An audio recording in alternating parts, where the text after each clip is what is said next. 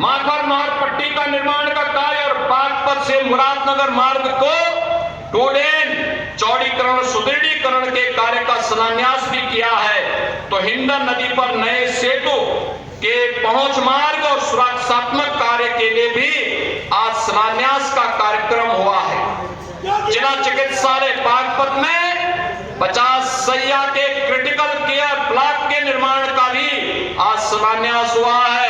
तो राजकीय आयुष यानी आयुष चिकित्सालय में हम लोगों ने यहां पर भी उसके एक ब्लॉक का, इसके साथ ही मुख्यमंत्री अभ्युदय कंपोजिट विद्यालय और सिक्का में भी उसके शिलान्यास का कार्यक्रम हुआ है। बड़ौत में अमर शहीद बाबा श्यामल सिंह स्थल के पर्यटन विकास के लिए भी हम लोगों ने 1 करोड़ की राशि यहां पर उपलब्ध करवाई है, जिससे इसका सुंदरीकरण का कार्यक्रम आगे बढ़ाया जा सके।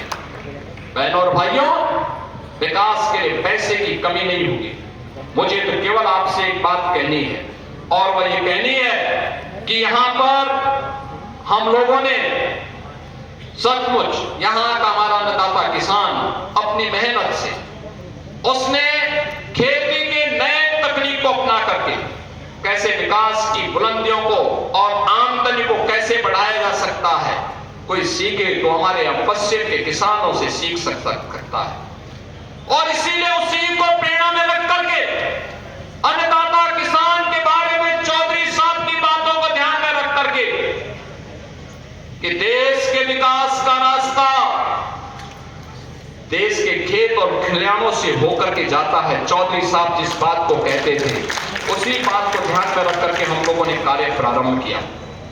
मुझे बताते हुए प्रसन्नता है कि यहां पर अब तक रमाला चीनी मिल के पुनरुद्धार के साथ ही हम लोगों ने से 5000 टीडीसी की पहले ही हम कर चुके हैं, और साथ साथ 27 मेगावाट का कोजन प्लांट भी, जिसमें विद्युत संयंत्र उससे लगा करके उसके माध्यम से ऊर्जा उत्पादन के केंद्र के रूप में उसे विकसित करने का काम किया गया है। और मुझे बताते हुए प्रसन्नता है बहनों और भाइयों, एक आंकड़ा जरूर आप लोग नोट करना।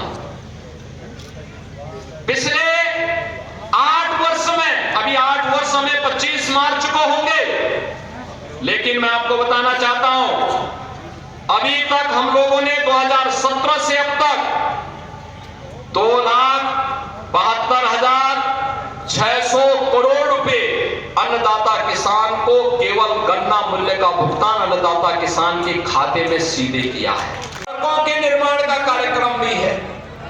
ये बागपत का तो अपना इतिहास है।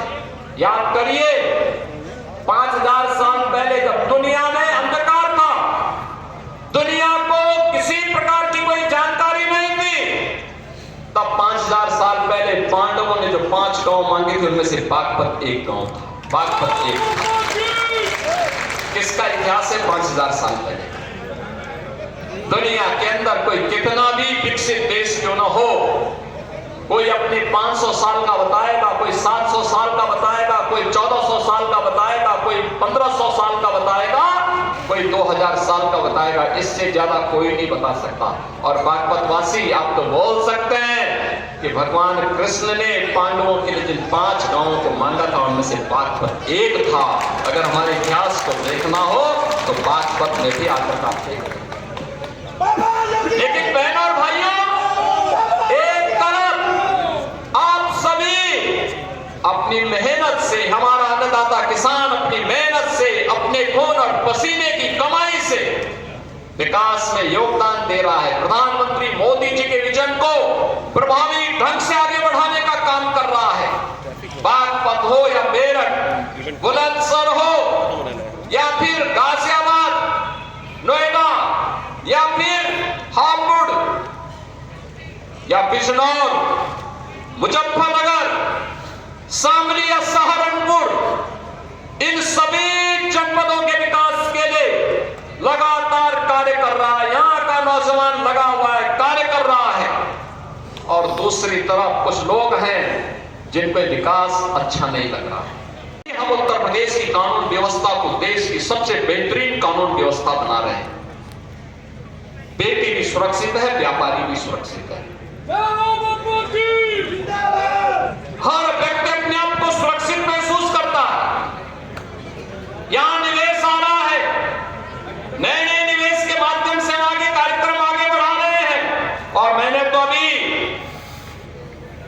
जी को बताया है।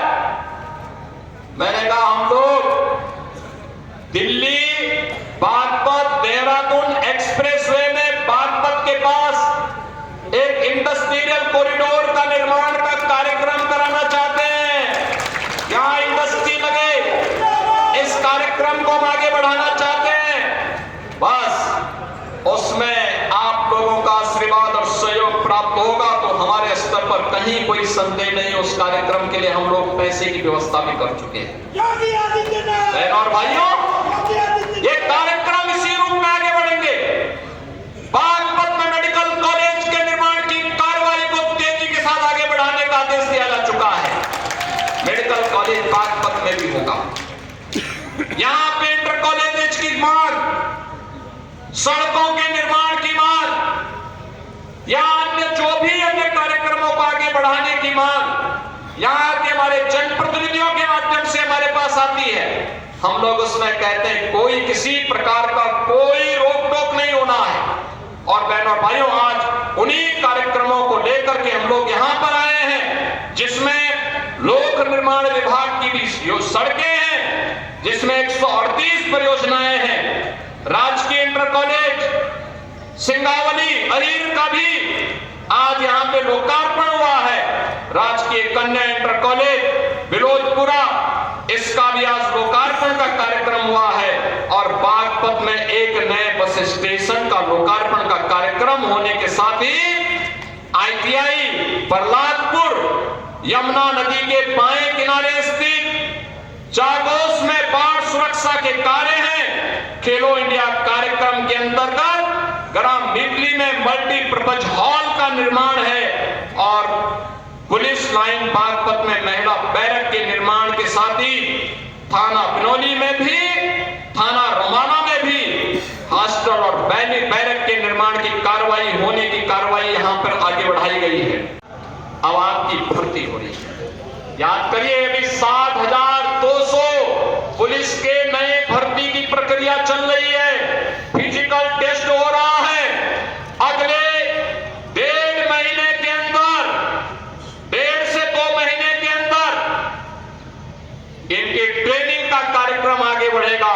और इस साल के अंत तक यूपी पुलिस को 7,200 नए पुलिस कार्मिक मिलेंगे, बिना भेदभाव के। बागपत का नौजवान भी होगा, मुजफ्फरनगर का भी होगा, बुलंदशहर का भी होगा, गाजियाबाद का भी, हापुड़ का भी, बिजनौर का भी, शामली का भी, सहारनपुर का भी, हर एक जनपद का नौजवान होगा।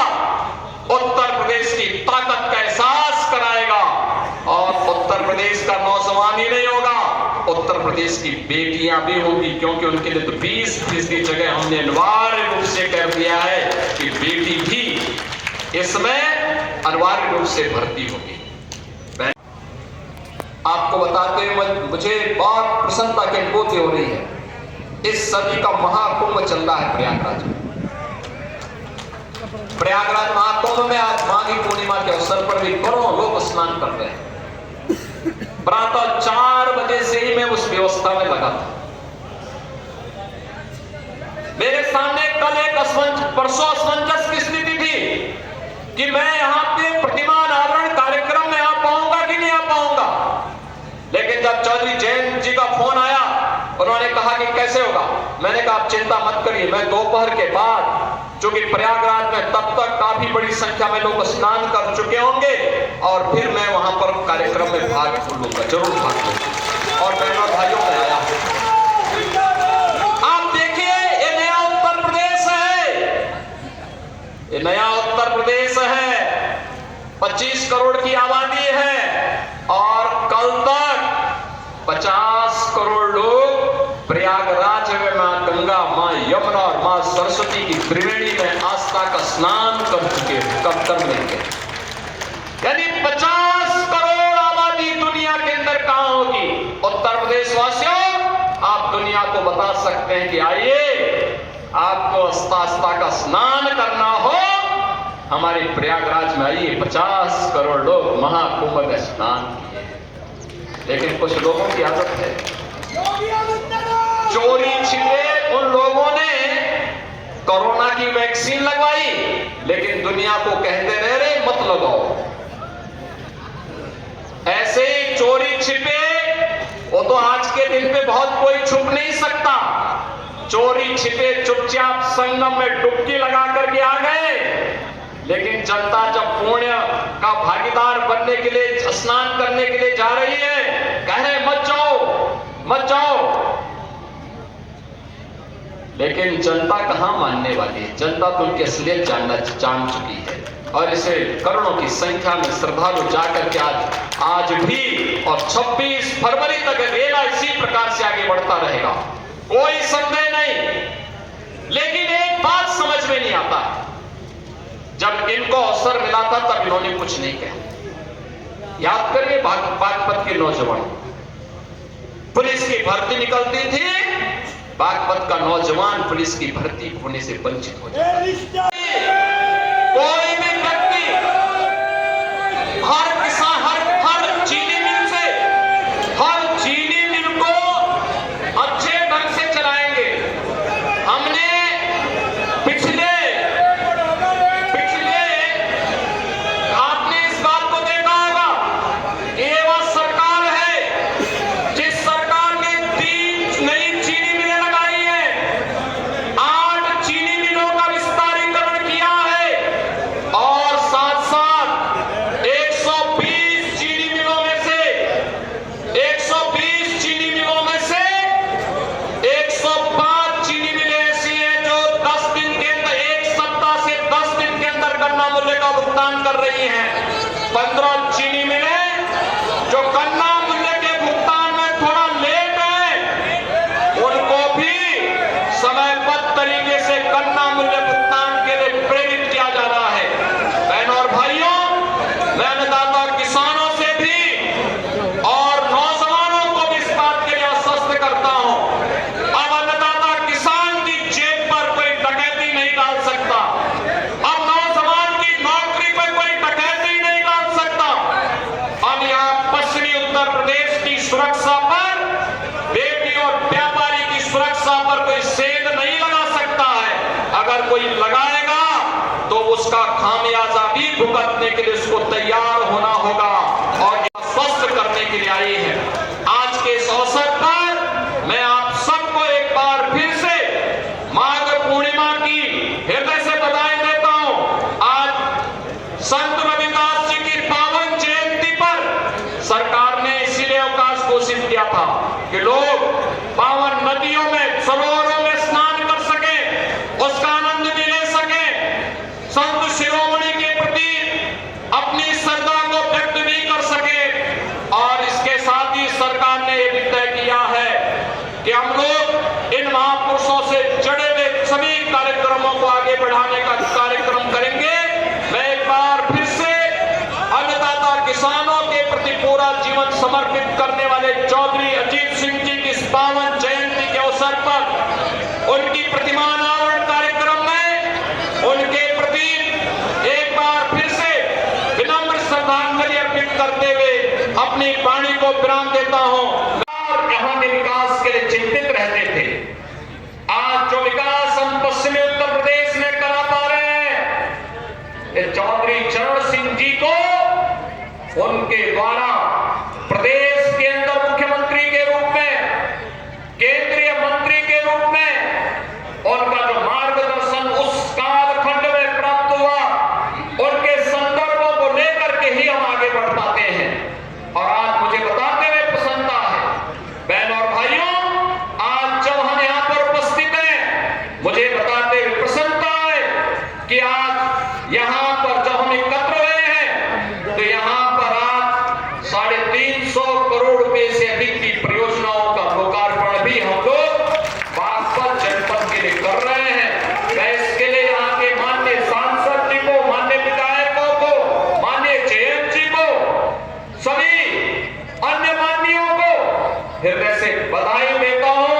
आप सभी को अपनी शुभकामना देता हूं। 70,600 करोड़ रुपए, और मुझे बताते हुए प्रसन्नता है कि 2023-24 का 99.51% प्रतिशत का गन्ना मूल्य का भुगतान हम लोग कर चुके हैं। और इसके साथ ही मुझे बताते हुए भी कि 1995 से लेके 2017 तक 22 वर्ष में जितना गन्ना मूल्य का भुगतान विपक्षी दलों की सरकारों में हुआ है, चाहे वह समाजवादी पार्टी की सरकार रही हो या बहुजन समाज पार्टी की सरकार, उससे 22 वर्ष में जितना इन्होंने गन्ना मूल्य का भुगतान किया है, हम लोगों ने मात्र